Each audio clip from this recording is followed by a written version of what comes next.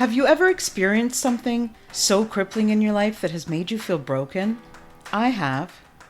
Are you someone who has a giving heart but is struggling to feel good themselves? Are you consistently putting your needs aside to take care of everyone else? If so, you're not alone.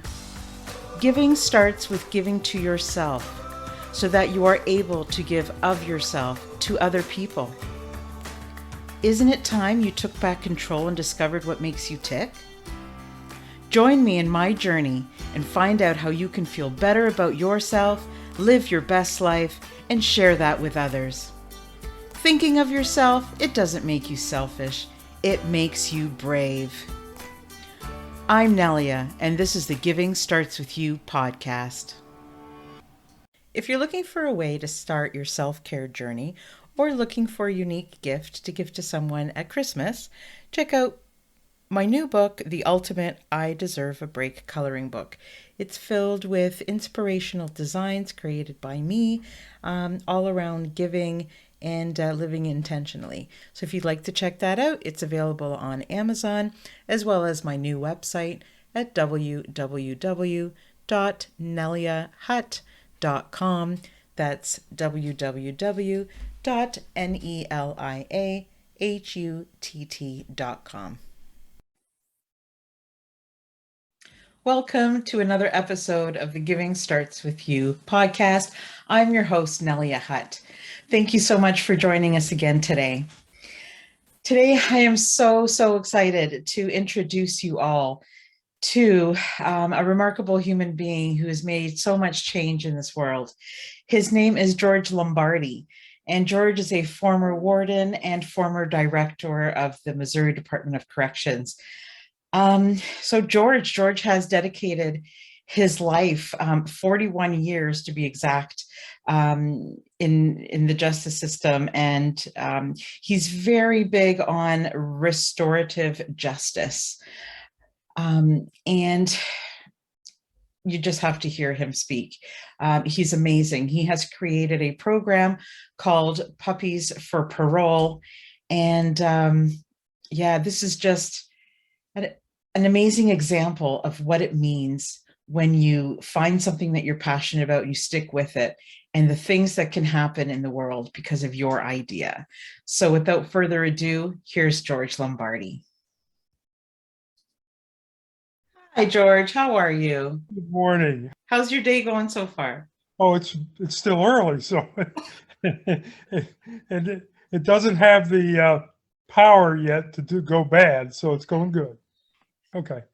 Yes. Well, why don't I share my background with you a little bit? Okay. Well, let me tell you a little bit about me then. Okay. I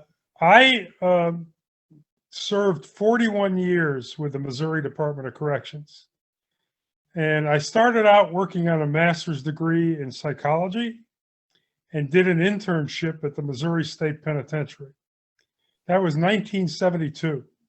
Hey, that's when I was born. Okay, well, there you see? I was already getting busy. Yes. Anyway, and ultimately I became a prison warden for 7 years, and then director of all the 20 state prisons for 18 years. Mm. And then I retired in 2005, the first time. And I did consultant work with the juvenile systems in Louisiana, Washington, D.C., and San Francisco. And then the new governor of the state of Missouri, Jay Nixon, called me and asked me to serve in his cabinet as director of corrections, which would include not only the prisons, but the 54 parole offices. I had 11,500 staff. Wow. 30,000 inmates, 40,000 people on probation and parole. So I did that with him for his 2 terms, 8 years, and then I retired in 2017. And now I'm on the board of directors of about 4 or 5 organizations, primarily to help ex-offenders find work as they get out of prison. Along the way, along the way, when I was director of prisons back in the late 80s, early 90s, I was approached by a dog program in St. Louis called Champs Incorporated, who trained service dogs, particularly for people in wheelchairs and developmentally disabled, etc. And they said to me, look, we would be much more efficient if you would allow the women at your prison in Vandalia, Missouri, to do part of the training. I had some misgivings. So did the warden, but we talked about it for a long time. The organization came forward with how they would monitor and supervise. And after the warden spoke to all the staff, which, a lot of the staff were like, some of them were like, what are they going to do? Train the dogs to attack us? Et cetera, et cetera. Craziness. But we worked through all that and started that program. And it went great. And the idea of the women living with the dogs, living with the women 24/7, training them, and the training that they did with these dogs took up to a year. And they did a beautiful job. And I saw the tremendous impact it had on the offenders as well as on the dogs, of course. And it really transformed those inmates. It made them more compassionate, more altruistic, and those are the two qualities that a lot of times are missing in offenders, either because they never had compassion to begin with, or because, and this is truly a strong story, is they lost it because of childhood trauma. Childhood trauma is a powerful catalyst for people ending up in prison because that trauma affects them so much psychologically, emotionally, physically. And so we saw the improvement it had in people. But not only that, part of the training involved the dogs going around the prison campus and interacting with other inmates. And so it had a positive effect on the culture of the prison in a positive way. And then I retired in 2005. So I had this in my mind. And when I came back in 2009 as director, I sat down with the 20 wardens and I said, look, the experience we had with the women at Vandalia was really positive.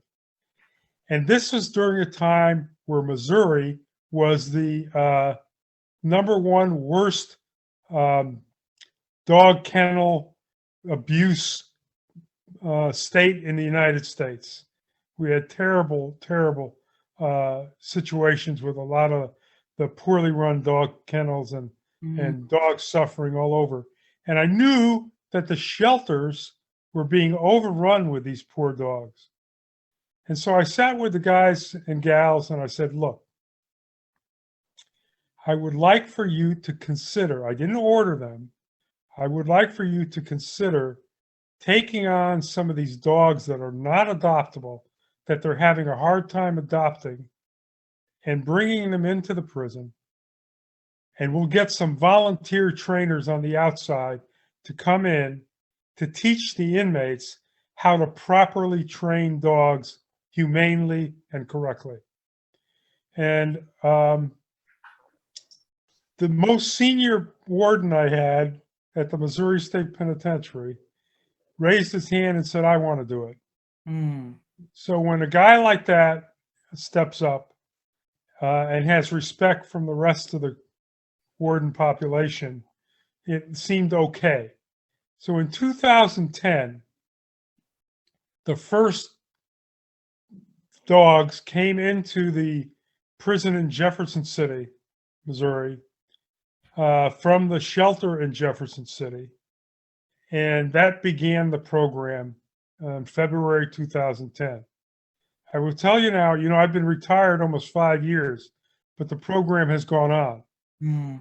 And I will tell you, they're approaching 7,000 dogs that have been trained and adopted out successfully at all the prisons, came online within a year and a half. Every single prison had a dog program. We had the largest dog program, and still do, across the country. And lots of wonderful things happened. To continue with this, there was an organization in Hillsborough, Missouri called ComTree, which is a community mental health and health program. And that CEO and I were friends for years.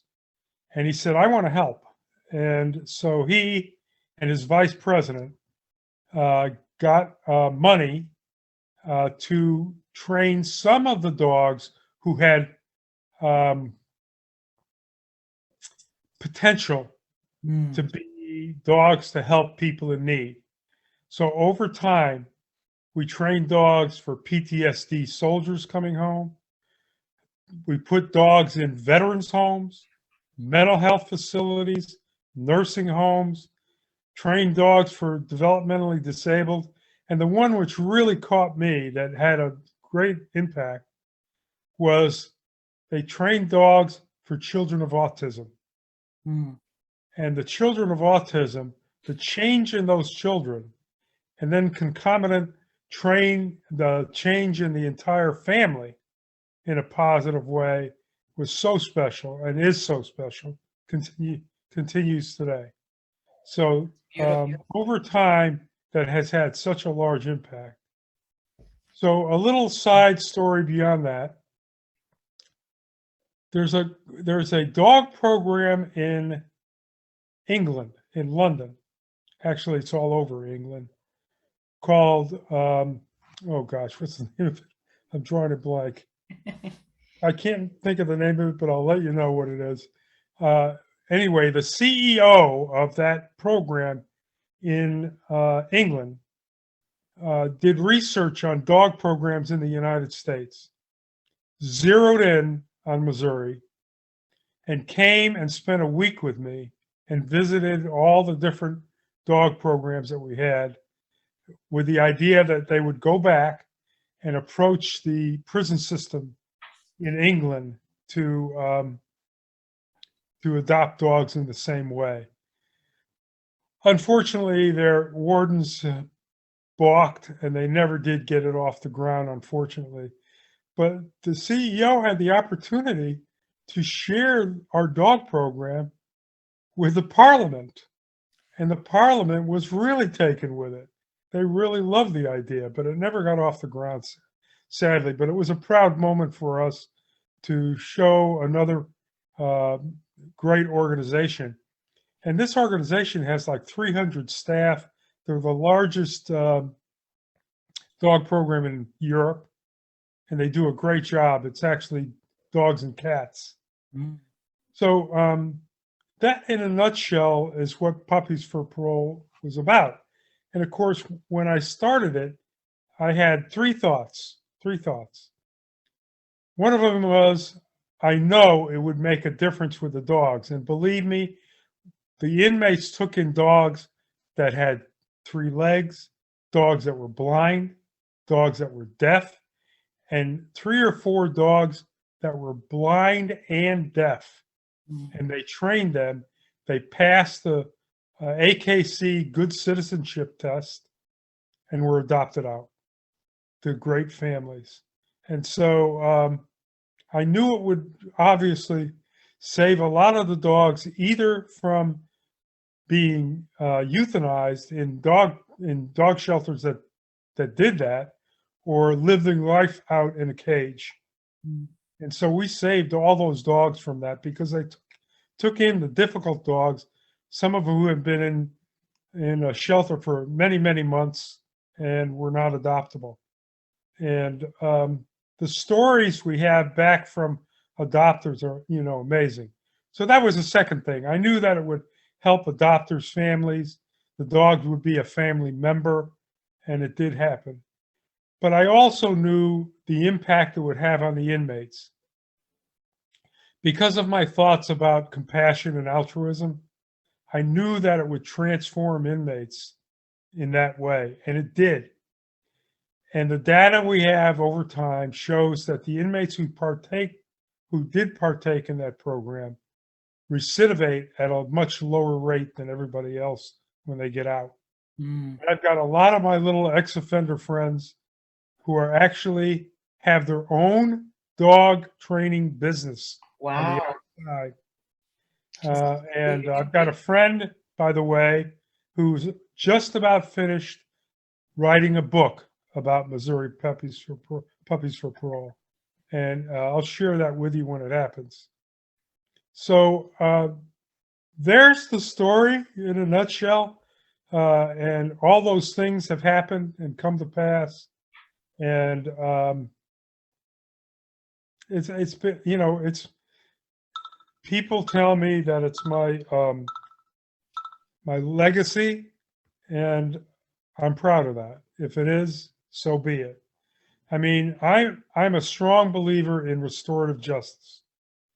As a result of that, we started programs in every prison beyond Puppies for Parole to give inmates an opportunity to do things with their hands and make things to give to people in the community that were even worse off than they were. Mm. So we have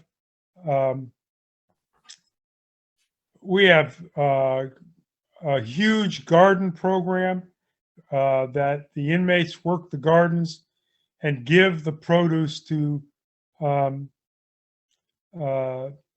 programs all around Missouri to give to people, that have need for produce. And one year we did over 200 tons of produce accordingly.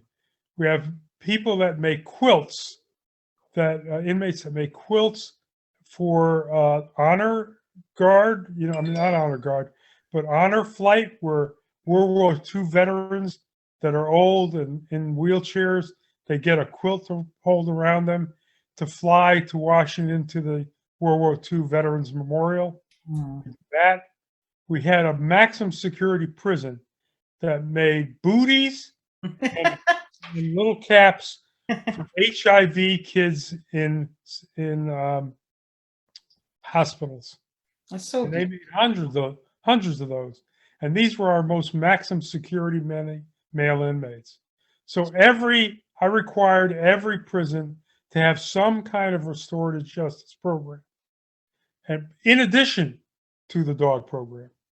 So because of my belief that inculcating compassion in inmates is the most critical thing we can do for their future, as it is an anathema to criminal behavior when they get out. Mm. They really are compassionate for others. And it really has. Yeah, the whole time you're talking, I've got goosebumps. Like I feel these chills, because wow, there's so many things that you said in there. Everybody wins, and Right. wow, like, so there's a lot of similarities between these inmates and these dogs, right? Absolutely. They've both been through trauma. Yep. Most of the dogs we took in had a trauma lifestyle, just like the inmates. And yet the good thing is that in prison, it's taboo to give kindness and so forth to one another in a prison so much. The form of weakness, right? Right. But you can give it to a dog, and a dog gives it back to you 150%. And nobody blinks. So you are reinforced. You are reinforced for compassion. And to me, that is the quality, and I always say this, compassion is the quality that makes us human and humane. I got to quote you on that, George. Do it. You're amazing. There's just so many things. They're both, when I think of the similarities between them, they're both just want to reignite their love. They want to feel that human touch, and sometimes we really do put aside those inmates so quickly, and we judge without knowing their story, and without knowing how they got there, and without knowing how they're coming out. We ignore them, and quite often judge, and if a dog's not perfect, we do the same to the dog. Right. I Right. think it's so beautiful when you put two things that society thinks is broken Exactly. together. Exactly. Oh, and it creates, a hope, right? Like, if you can't create hope for people that are coming out of prison, what can you give them? Honestly, you have to feel like there's a reason to get up, a passion, the purpose, something happy, something joyful in their lives, that they're not only known for being in there, you Right. know? Right. And I don't have anywhere near the experience that you have, but I could definitely make that connection so easily. Absolutely. You got it right. You got it right. What's amazing? What's amazing is to watch the inmates as they change. Mm, And they learn not only compassion, but they learn patience. It takes a lot of patience. A lot of the dogs that we bring in from the shelters are scared of everything and everybody, and they have to be carried into the prison. mm. And the inmates, somehow or another, over time, turn them into lovable pets. And I And think, yeah, I it is think it's amazing. because maybe they see themselves in that Oh, animal. yes. Oh, yes. Like, Oh, it's yes. just, Yes, yeah. exactly. And it's funny. I've got a million stories. In fact, I have a PowerPoint that I've done. In fact, I was invited along with the vice president of Country that I mentioned before, my friend Judy, and I did a presentation in front of the Missouri Veterinary Medical Association, in front of 400 veterinarians, all the vet school from the University of Missouri, and I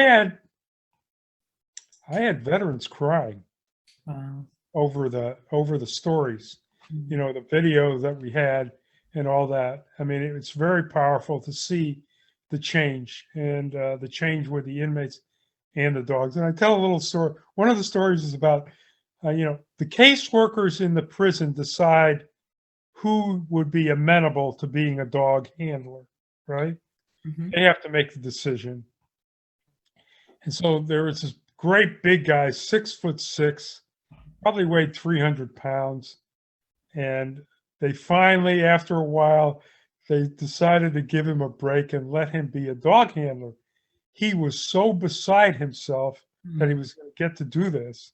And of course, he's thinking, I'm going to get a Rottweiler, or I'm going to get a pit bull, and I can't wait, and I can't handle it. But who did he get? He got Fifi the poodle that was about this big. And so he got Fifi, and you know what? It impacted him so bad that when it came time to give him up, and by the way, we have a ceremony at graduation for these dogs Mm. where the adopters who are available will come, and they'll exchange a leash with the handler, and they'll take their leash and put it on their new dog. Aw. And this guy was crying his eyes out. He couldn't do it. He was crying so bad. So his roommate had to make the change. And that's the kind of powerful change that happens. And so one of the things that comes up a lot is, boy, doesn't it hard for the inmates because they fall in love with these dogs? And yes, it is. But they know that going into the process. Mm. It is a growth experience for them as well. And if they do well enough, they get another dog. So, It yeah, teaches them trust. It teaches absolutely. the dogs trust. It Yeah, teaches them how to get what they want, and um, how to train the dog without violence, with kindness, and how they can get, the softer they are, maybe the more they receive. It right, teaches so many things. right. This It's a is so, very, very powerful thing. and has been for now since 2010, like I said. And it goes on, and I don't know why it would change in the future. You know, directors like me come and go, but they have to see the benefit. I don't care who they are, and they do. Wow. And sometimes people just talk about numbers, how many inmates are here and the numbers of dogs are doing this. But when you put people, we got to take that out of the equation, because when you put people in a room together and you have one human being, whether they're an inmate or they're not, and you put one human being and then you bring that one broken dog and you connect them together. Like, I would love to be in that room, be a fly on the wall and just see that, like, you could just, without, that invisible feeling that goes between the two of Oh them. yeah, It's just like beautiful to me, honestly. It's a beautiful thing. There's no question about it. That's a good way to put it. It's a very beautiful thing. The changes are amazing in both parties. Here's one thing that happened that surprised me. That was another positive aspect of the program. I did not expect, as each program came online, that the staff would adopt the dogs. So many of the staff adopted the dogs, and you can see how the relationship between inmates and staff became positive as they watched their dog be trained by the inmates. And it was a new discussion that heretofore would never have happened. Instead of authority is negative, Right. And so that was a wonderful surprise. And we have wonderful stories of the staff, and they still have their dogs, and the dogs are, part of the family, and their kids love the dogs, and so forth and so on. And sometimes they bring their dog back to visit their trainer. I was going to ask you that, if they're able to do that. Yeah. I'm sure they recognize each other instantly. Like, just how long are the training program? Like, how long are they with the dog? Usually around 8 weeks, but it depends. It depends on the dog and how it's going. And keep in mind that when I started this, by the way, I said, we're going to do this with no tax dollars. We're not going to spend any tax dollars doing this, because I cannot see myself going before the budget in the General Assembly and saying, I need money for inmates to have dogs. No. So that's what we did. And we did it from contributions from the public, contributions from the inmates, contributions from staff, contributions, and let me tell you, of our wonderful, wonderful partner, the Royal Canaan Dog Food Company. You ever heard of Royal Canaan Dog Food? I have, yes. Royal Canaan Dog Food USA is housed in St. Charles, Missouri, about 100 miles from here. They have given all the dog food all the dogs for all these years. That's a lot of dogs. Most wonderful, altruistic, wonderful family.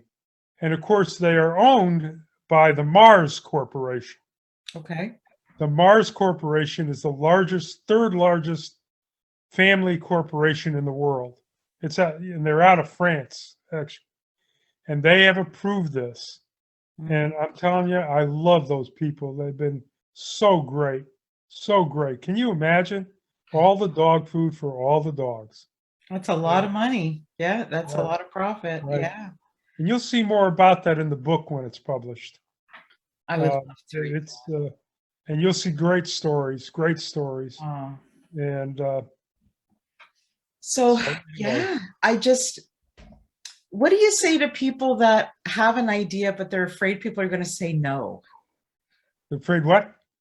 Sometimes people have an idea and they believe in something so strongly, but they don't present it to people who can really support it because they think they're going to turn it down. Yeah. What do you say to people like that? Well,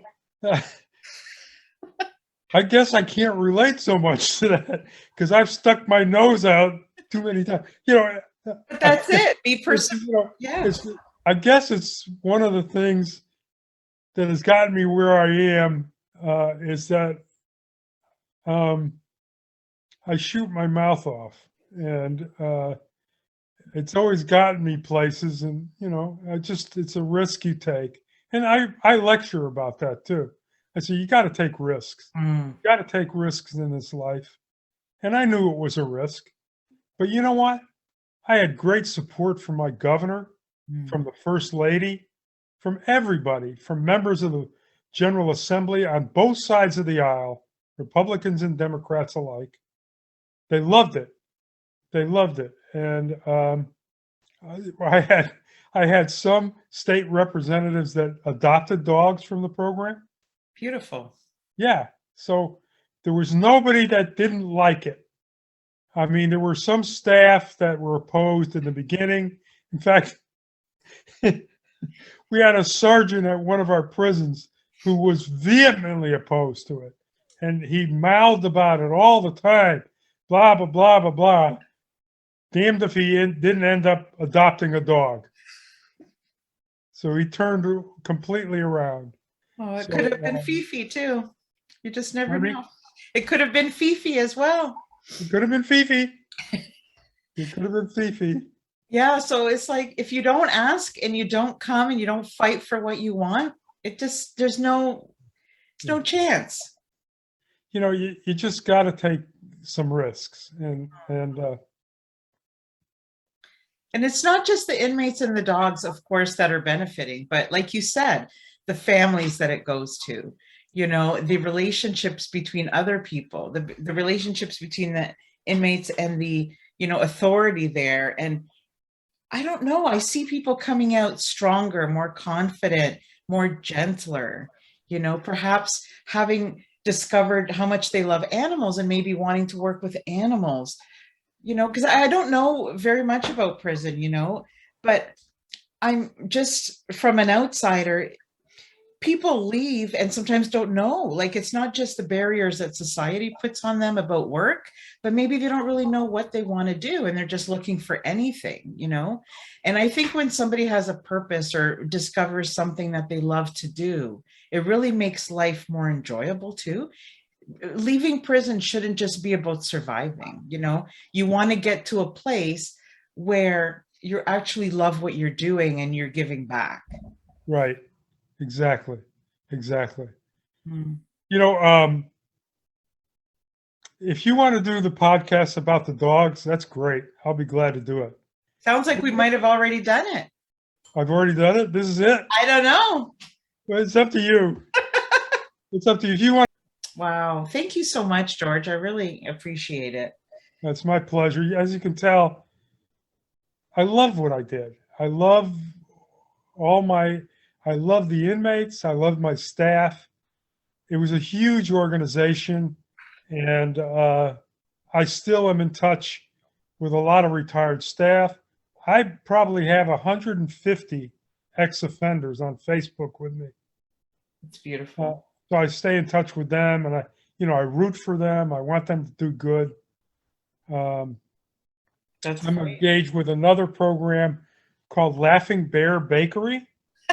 And it's a bakery that the purpose of was founded by our former Buddhist chaplain. Okay. One of our prisons by the name of Kaylin McAllister, and you can go to a website for Laughing Bear Bakery. And the purpose is to hire only ex-offenders. So it's their first shot at getting a job, getting out. I need that so much. Right, and I'm on that board as well. And so I'm still rooting for offenders.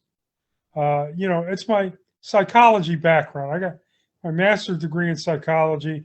I've never lost the belief that people can change. That's my psychology background. And I've watched so many do that.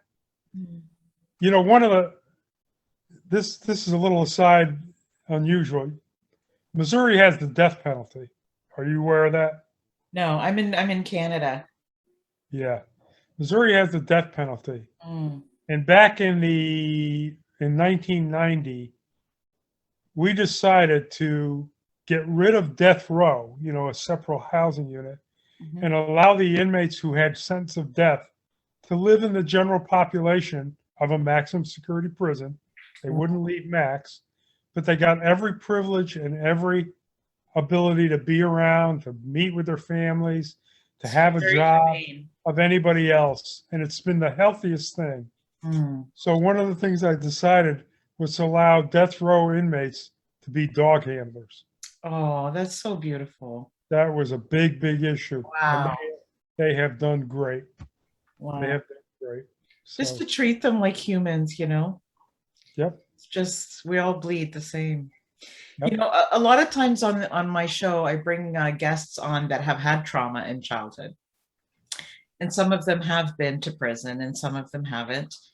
And, you know, you mentioned in the beginning of our conversation how it's so connected. You know, is there anything you want to add about that I can, you know, about how childhood trauma quite often will lead to breaking the law or lead to being imprisoned? Well, can I tell you a story? Of course you can. Okay. So I told you that in 2005, when I retired, I spent 3 or 4 years doing consultant work with juvenile systems in Louisiana, Washington, D.C., and San Francisco. In Washington, D.C., I flew out of St. Louis every other week for like 2 years and worked at the facility for committed youth in D.C. So I was with these young people. And one of the things I did with another guy was take these kids fishing on Chesapeake Bay, okay, in Maryland, and it was an epiphany moment for me, and here's why. These kids had done bad stuff. A lot of them had done assaultive stuff. You know, they were really tough. My job was to put worms on hooks, and I'm putting worms on the hooks, and their eyes as big as saucers, and they shook. Their hands shook like this. And it was an epiphany moment for me. It struck me in my heart that these kids had their childhood stolen from them. Their mother was a prostitute on the street. Their father was in prison. Big mama or auntie trying to take care of them. The only people they had to look up to was the drug dealer on the corner. And so why would we think that anything could happen other than the fact that they would end up in the criminal justice system?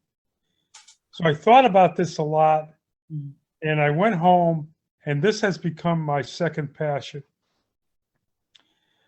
I realized that early childhood education can have a tremendous impact on kids like this with childhood trauma, with poor upbringing, et cetera, et cetera. So I became a passionate spokesperson for that here in Missouri.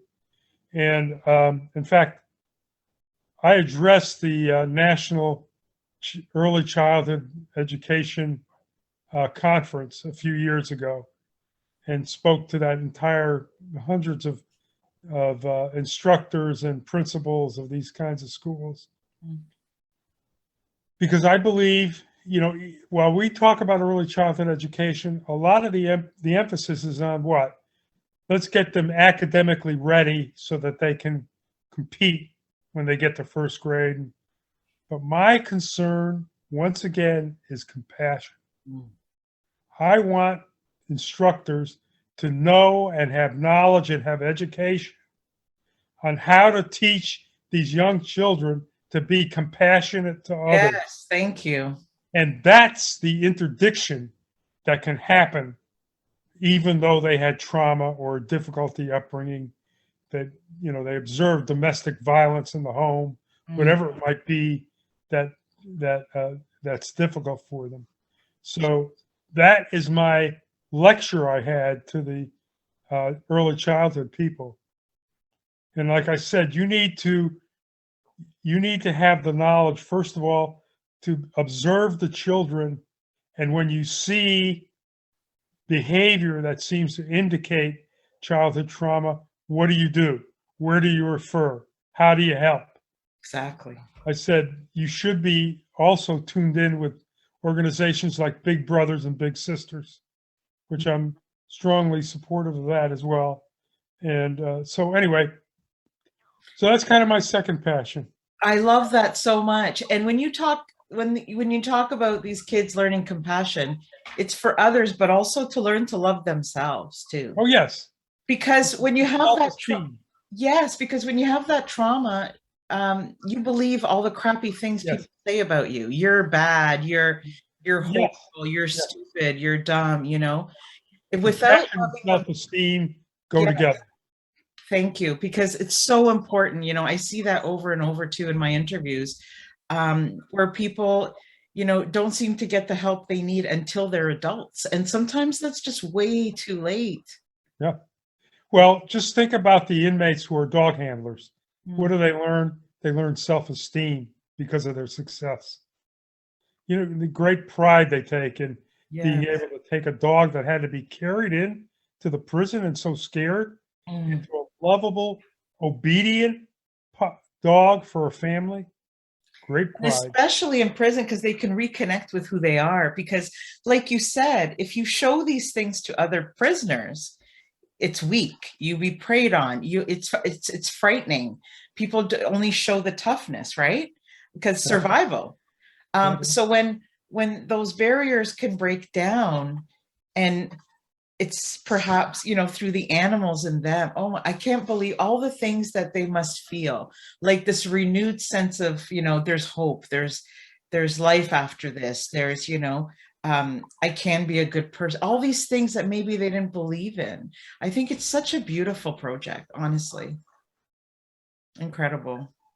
So proud of you, George. And I just met you, and I'm just like, this is amazing. You're incredible. Thank you. I'm glad you're doing what you're doing. One thing I didn't mention specifically, but I want you to know that the dog program has had a positive effect on prison culture. More calmness with the dogs present, and it really has. And I'm proud to say that during my 18 years as director of all the prisons and my 8 years as director of corrections, we have never had a serious disturbance at any prison. Wow. And is that since the dogs or in general? Both. That's amazing. Both. Yeah. Because we always believed in restorative justice, and that affected the tenor of the facilities as well. Before the dogs, we had restorative justice programs in every prison. Right. Okay. That's amazing. Yeah, I want to see how, you know, I'm going to try to raise awareness for these different programs. That would be great. Okay. I think people need to know more about them, honestly. I loved our conversation. Thank you so much for. Thank you for asking me. Oh my God, yeah, and I'm sorry. We got to do a PPA someday. Yes, yes. You know, thank you, George, for your time, and have a great day. Okay. You too. Thank you. Thank you. Bye. Bye-bye.